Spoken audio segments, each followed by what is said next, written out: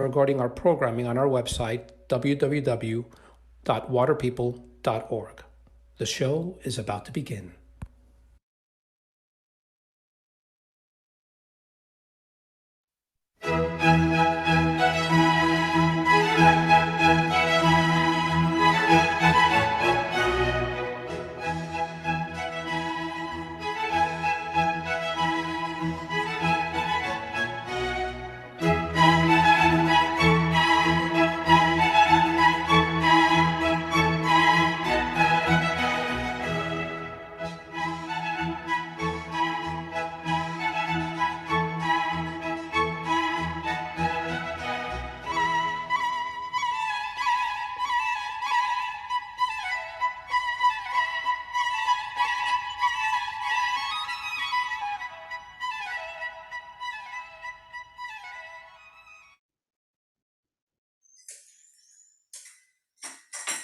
Amigos invisibles, la sensibilidad para lo americano empezó a hacerse por la boca. Lo que un hombre come retrata su historia y su psicología. La cocina es una de las formas más elevadas de la cultura.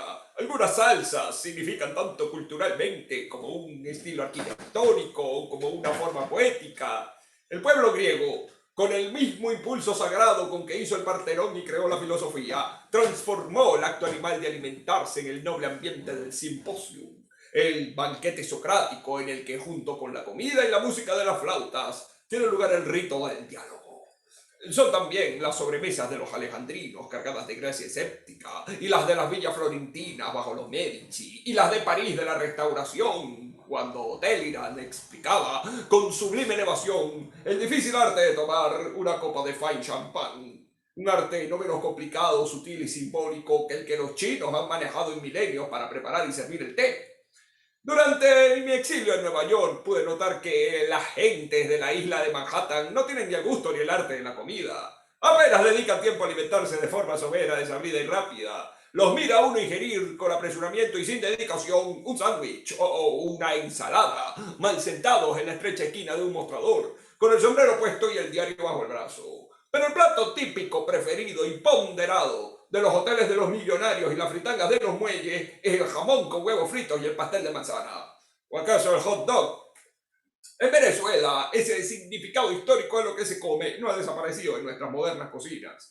Junto a los relucientes aparatos marchan los ángeles del pasado. En una cocina de cualquier casa de Caracas es posible hallar concentrada la historia de varios siglos. La comida es la mejor representación de nuestro mestizaje cultural. La yaca es el mejor ejemplo. En su cubierta está la hoja de plátano, el plátano americano y africano, en el que el indio y el negro parecen abrir cortejo de sabores. Luego está la luciente masa de maíz, el maíz de la tortilla, del tamal, de la chicha, que es quizá la más americana de las plantas. En la carne de gallina, las aceitunas y las pasas está España, con toda su historia y griega, cartaginesa, romana. Toda la tremenda empresa de la conquista está como sintetizada a través de sus frutos por medio de las gentes del maíz con las de las viñas y los olivos. Pero también en el azafrán que colorea la masa y en las almendras que adornan el guiso están los 7 siglos de invasión musulmana. Y en la larga búsqueda de las rutas de la Europa medieval hacia el oriente fabuloso de riquezas o refinamientos está en la punzante y concentrada brevedad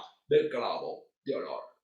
En fin, que la yaca y los hervidos son el fiel reflejo de nuestro mestizaje, y en preparaciones culinarias localistas, condumios que vienen de la colonia, viandas de procedencia exótica que se aclimataron en el medio, extrañas confecciones fogoneras de estirpe indígena y otros cuyos heterogéneos componentes nos demuestran con rústica ingenuidad los distintos factores raciales que componen el pueblo de Venezuela. Son platos mestizos. Como pueden ver, mis queridos amigos invisibles, existen muchas maneras de estudiar la historia. La comida, la gastronomía es una de ellas. En lo que el hombre come y en la sazón de lo que come están concentrados un compendio de siglos que lo mismo sabe despertar el gusto por la carne que el gusto por el espíritu. Muchas gracias y hasta la próxima.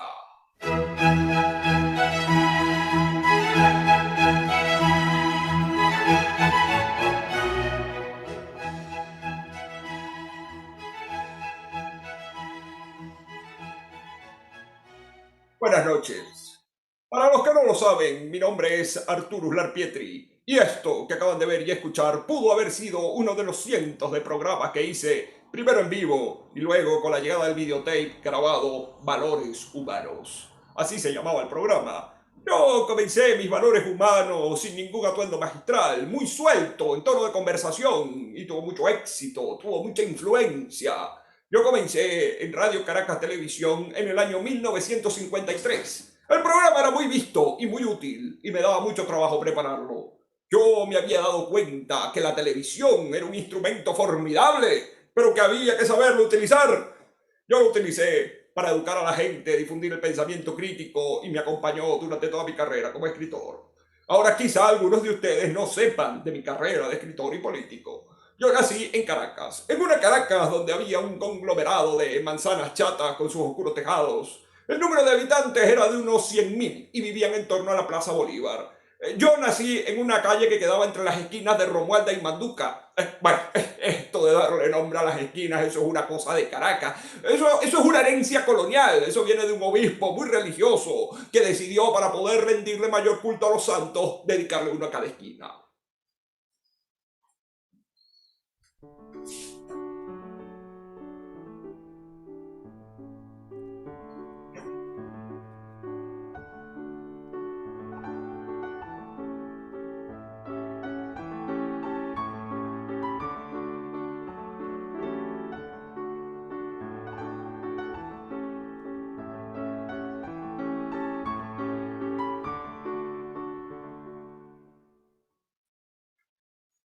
Y es que Venezuela, queridos amigos, en los tiempos de Castro y Gómez era pobre, muy pobre. Para el público más joven va a ser muy difícil comprender la pobreza, la precariedad, la ignorancia, el aislamiento y la limitación de lo que era la vida venezolana hasta la muerte de Gómez. Era una cosa terrible lo que había aquí. Era muy inhóspito el ambiente. En esta empobrecida Caracas los empleos no abundaban, tampoco el dinero, y la forma de vivir era muy diferente. Las campanas de la catedral anunciaban la hora, un tiempo lento marcaba las horas iguales de días iguales.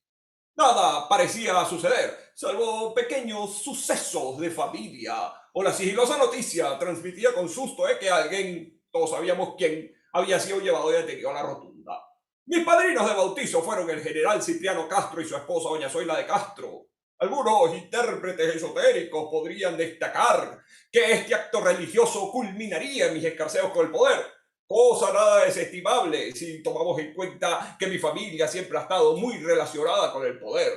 Unos meses después, mi familia se mudó a Maracay, por lo tanto mi educación se suscribió entre Caracas y Maracay. En Caracas, y viviendo solo, estudié Derecho.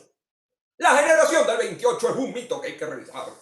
La generación literaria fue muy pequeña, y en ella yo sí tuve una participación muy importante por aquel famoso editorial de la revista Válvula. Pero lo que después se llamó por intereses políticos la generación del 28 fueron aquellos estudiantes que protestaron contra Gómez.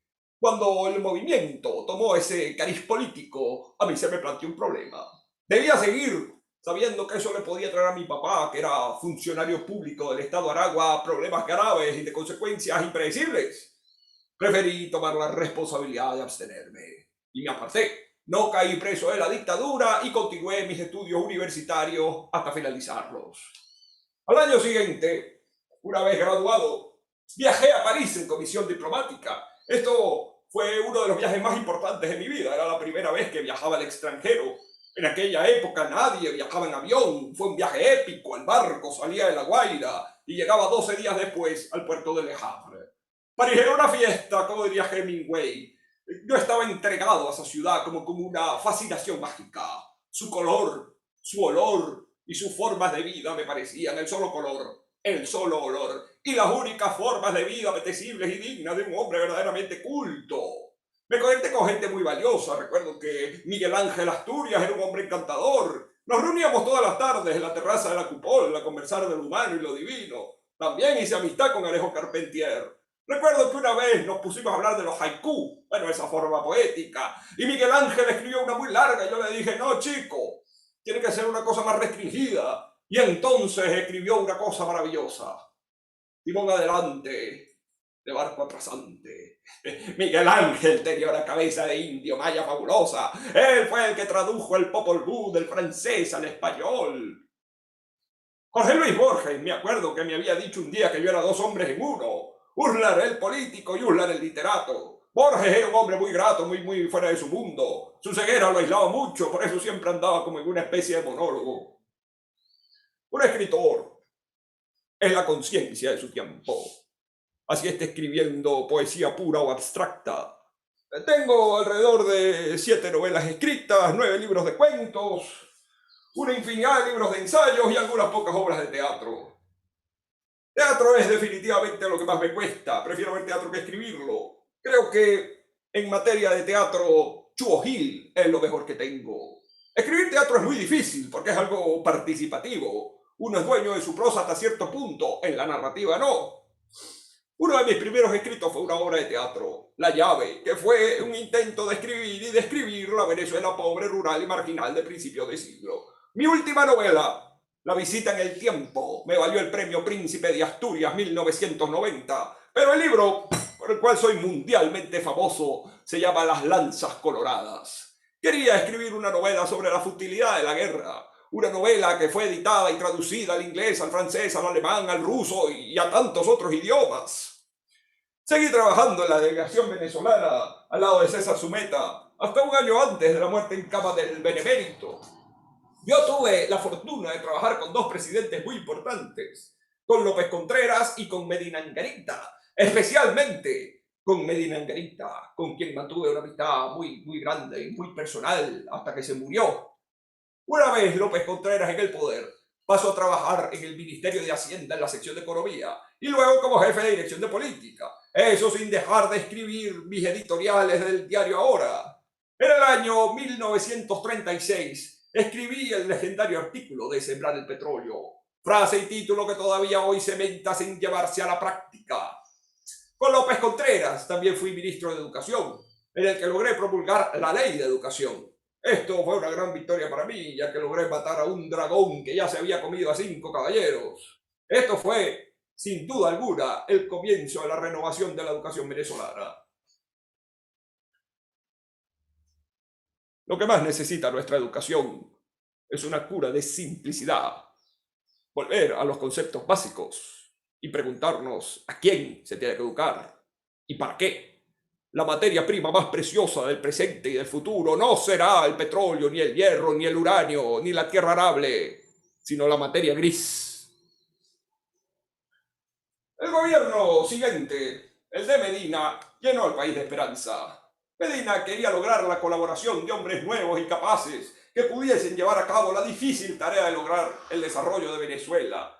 Medina te quería tomar el duro y áspero camino de ir al fondo de los problemas. Y para eso tenía que dar audaces pasos. Medina era un hombre lleno de generosidad, de bondad, de rectitud. Fue el presidente más querido por el pueblo de Venezuela. Y una de las cosas más conmovedoras que yo he visto en la vida fue el entierro del general. Él ordenó que sus restos no fuesen llevados a ningún edificio público, sino que lo trasladaran directamente al cementerio. Ese día vino un destacamento de tropas a rendirle los honores militares allá en su casa del Country Club. Mientras tanto, la gente se iba golpeando en las afueras de su casa. Y cuando yo fui a colocar el féretro en la carroza fúnebre, la gente se negó y se lo llevaron en hombros, caminando, cantando el himno nacional.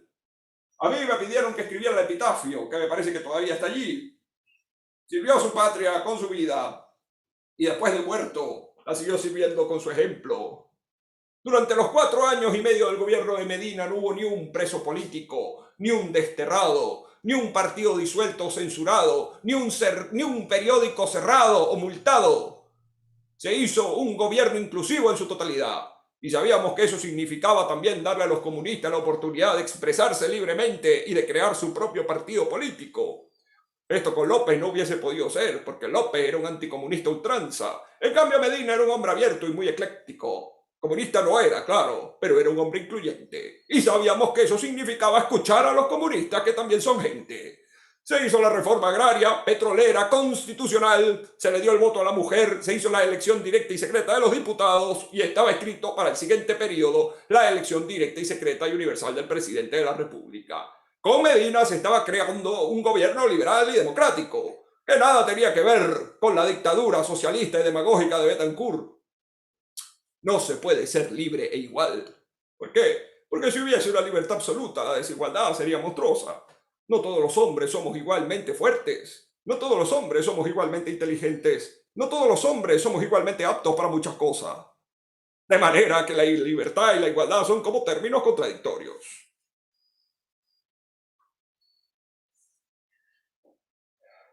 Después vino la trágica circunstancia de Diógenes y sus consecuencias. Diógenes Escalante iba a ser el presidente para el periodo 1946-1951, el candidato de todos los sectores del país, menos de López Contreras y su séquito conservador. Pero al llegar Escalante de Washington, en el que era embajador, sucedió una de las cosas más trágicas que yo ya he presenciado en la vida: ese proceso de pérdida de personalidad del doctor Escalante. Por supuesto que inmediatamente se empezó a decir que yo estaba detrás de eso, que yo estaba manejando los hilos para inutilizarlo a él y ser yo presidente. Eso es Venezuela. La política venezolana está llena de envidiosos. Cuando nos dieron el golpe de Estado, lo primero que pensamos fue que los comunistas estaban detrás de todo. Pero nos equivocamos. El 18 de octubre de 1945, Betancourt rompió la alianza y los militares de nuevo cuño a la cabeza de Pérez Jiménez lo secundaron. El golpe se iba a dar pasara lo que pasara. Hay que tomar en cuenta la deformación acumulada de poder dominante, la falsificación de la historia con fines políticos que han desfigurado y desnaturalizado el significado de este determinante suceso. La historia de Venezuela siempre ha estado muy mal contada. Una ilíada, la de la Venezuela heroica, una ilíada en lugar de una verdadera historia. El pretexto que se dio ex post facto fue de que como no había una elección directa y secreta al presidente de la República, el gobierno del general Medina no era genuinamente democrático. Este argumento queda sin valor, puesto que el PDV, el Partido Democrático Venezolano, del cual yo fui secretario general y fundador y que venía ganando de manera aplastante todos los comicios, tenía en su agenda la elección directa y secreta y universal del presidente de la República, y a eso se iba a ir en los próximos comicios. Además, quienes lo derrocaron apoyaban la candidatura de Escalante, que iba a ser un hombre elegido por el Congreso, y Acción Democrática lo apoyaba pública y abiertamente. ¿Por qué el sistema para elegir a un presidente por el Congreso resultó aceptable un día e inadmisible al siguiente? El sistema era bueno para elegir a Escalante, pero malo para determinar el triunfo de Biagini, un hombre tan ponderado y válido como Escalante. Todas fueron excusas. Esa mal llamada Revolución de Octubre me metió preso en la Academia Militar de la Planicie, en la misma celda de Eleazar López Contreras. Al día siguiente de haber entregado el gobierno, vimos a Medina caminar por los pasillos. Eran las 11 de la mañana del día siguiente.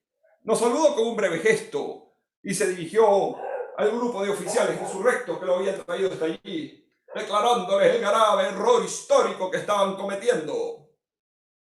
Lamentablemente las palabras del general fueron desoídas. No nos volvimos a ver, sino hasta un mes después en Maiquetía, cuando nos obligaron a exiliarnos del país sin derecho a defendernos en tribunales. Esos juicios fueron harto irregulares, en los que se hizo una reversión de la carga de la prueba, cosa muy grave jurídicamente. A pesar de haber investigado a fondo toda mi gestión, no encontraron absolutamente nada en ninguno de los despachos, para lo cual se fueron a los fondos secretos que se manejan desde la Secretaría de la Presidencia de la República. Dictaron un decreto, se tomaron todo el poder público, no había Congreso, era inadmisible, era increíble, era dictatorial.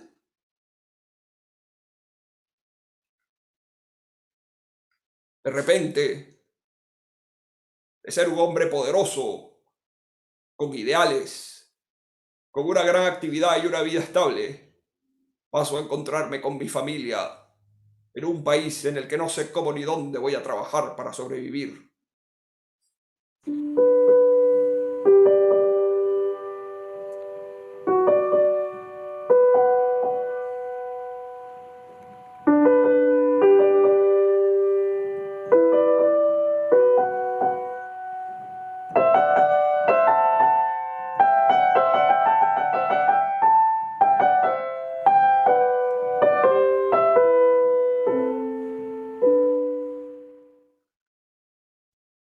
Nueva York, desterrado, sin dinero, me habían hecho preso, me habían quitado todo, me habían saqueado y llegué allá sin nada. Afortunadamente, Francisco Narváez, que fue un gran amigo mío, se llevó los libros para su casa y allí se salvaron. La primera lección que los graves sucesos de estos últimos años han debido de enseñarle a los venezolanos es que ni el odio ni la violencia son capaces de construir nada duradero y que el único camino de salvación nacional es el duro y áspero de la concordia, el de una verdadera y cabal rectificación de los errores del pasado.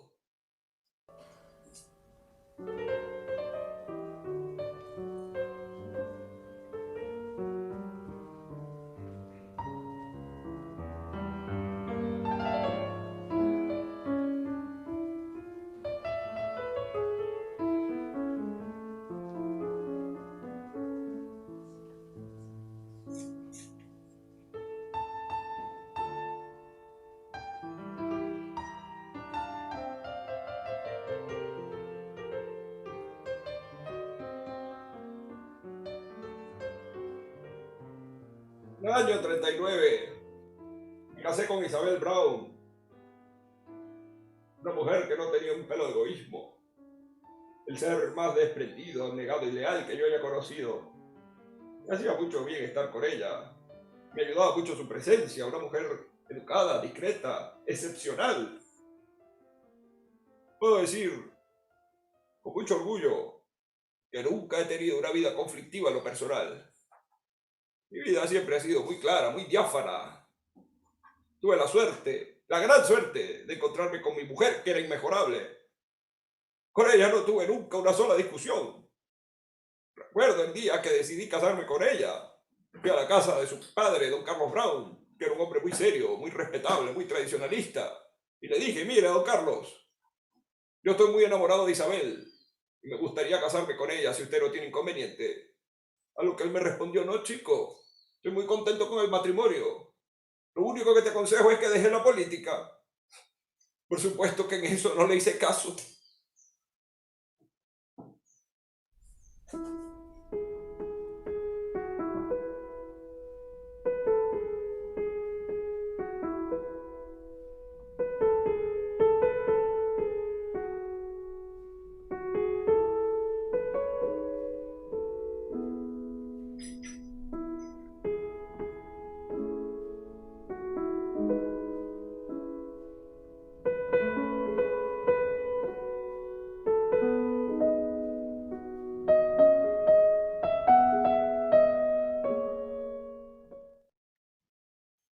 Tuve la suerte de conseguir un puesto como profesor de literatura venezolana en la Universidad de Columbia.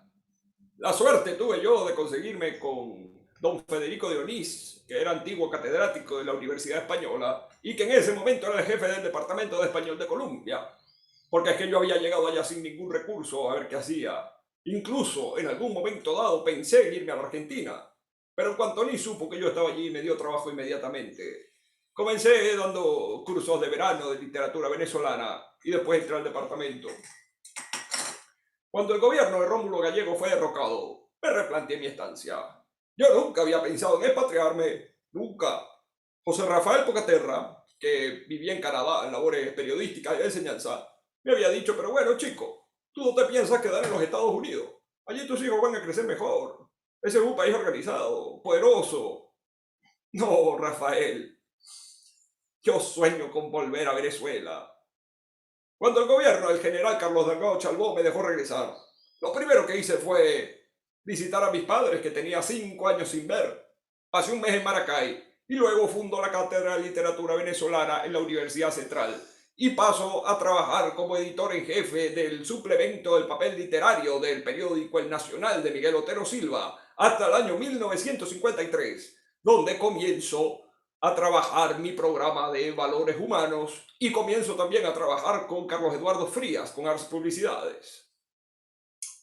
Yo tenía una gran ventaja, durante la dictadura de Pérez Jiménez yo tenía una gran ventaja, y era que Laureano Vallenilla Lanz Planchard, Laureanito, me conocía a mí desde niño. teníamos una muy buena amistad, él era muy culto y Pedro Estrada no se metía conmigo porque sabía mi amistad con Laureanito. Pérez Jiménez me metió preso unos días antes de su caída por haber firmado el manifiesto intelectual contra la dictadura. Ese día de su caída estábamos presos en la cárcel Modelo y ese día hubo mucho movimiento de soldados. Como estábamos cerca de la enfermería, me acerqué a un enfermero que tenía un radiecito y le dije que lo encendiera y allí fue que nos dimos cuenta de lo que estaba pasando. Pérez Jiménez había huido del país en un avión. Yo toco la puerta, me atiende un oficial y le digo, mire, el gobierno está caído, el presidente acaba de huir. Usted comprenderá que un grupo de hombres como nosotros podríamos ser útiles en otra parte. Así que denos un jeep para irnos a Miraflores. Y nos dieron el jeep. Y allí eso era increíble, eso era un carnaval, una fiesta inolvidable. Eran como las 3 de la mañana y la gente estaba con banderas, con sábanas. Y así fue que llegamos a Miraflores. Nos dejaron pasar porque estábamos en un jeep militar. Yo creo que de otro modo no nos hubiesen dejado pasar. Y allí había mucha gente, especialmente militares, en la sala, en el comedor, formando la Junta Militar de Gobierno con Larrazábal, con Sanabria. Larrazábal se me acerca, me saluda muy afectuosamente y me pregunta si yo quiero hablar por la radio. Pero yo les pregunté primero, pero bueno, ¿qué es lo que van a hacer ustedes? Porque si van a establecer otra dictadura, no cuenten conmigo. A lo que él me respondió, no, doctor, no somos hombres de esa clase. Entonces les dije que sí. De manera que mi pobre mujer, que no sabía absolutamente nada de mí, se vino a enterar de dónde estaba yo porque me oyó hablando por la radio. Ahí estaba también Alirio Ugarte Pelayo, que se me acercó y me preguntó si lo podía ayudar a redactar el acta de instalación del gobierno. Así que nos encerramos a redactar, pero antes tomé un cuadro del Salón de Decanes de Pérez Jiménez, lo llevé al patio, lo lancé contra el suelo y allí se volvió pedacitos.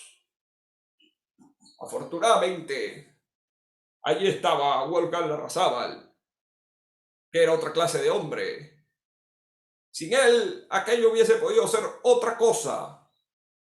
Pero el contraalmirante era otra clase de hombre. Era un hombre bueno.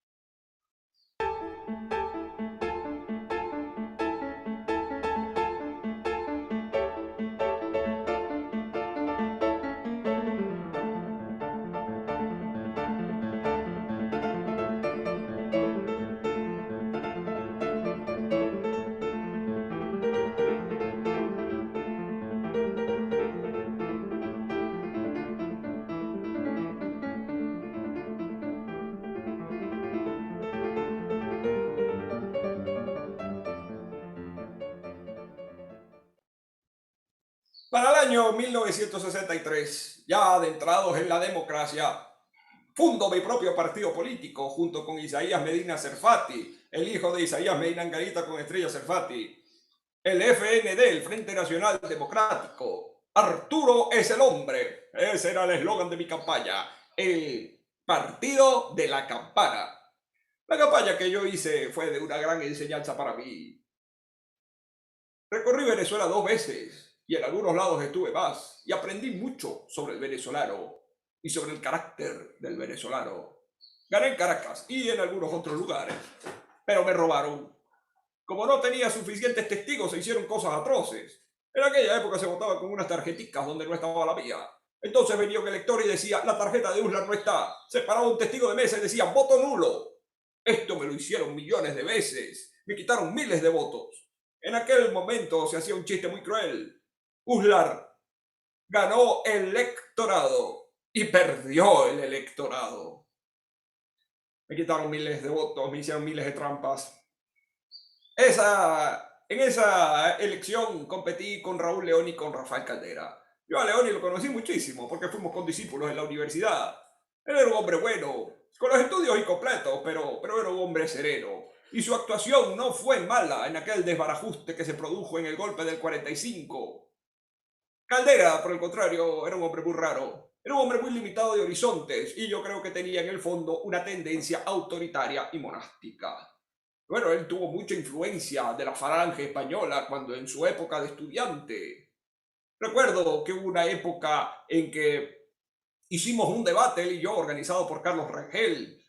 La noche del debate en que yo iba camino a la planta de televisión, la ciudad estaba vacía. Todo el mundo estaba pegado al televisor, esperando. A lo largo del debate, él me reclamó no ser anticomunista y varias veces me reclamó no haber dicho nunca que yo era anticomunista. Yo le dije que yo nunca sería anti nada porque es que yo no soy ningún fanático. Él en cambio era falangista. Hubo una época en que hubo gente que quería reunirnos, a hacer alianzas, que quisiera alianzas con Caldera, pero la verdad es que no se alcanzó a nada.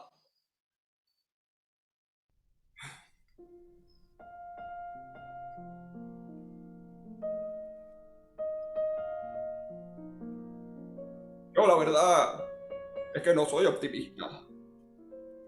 Soy, de hecho, muy pesimista. Es que uno no ve qué puede pasar con Venezuela.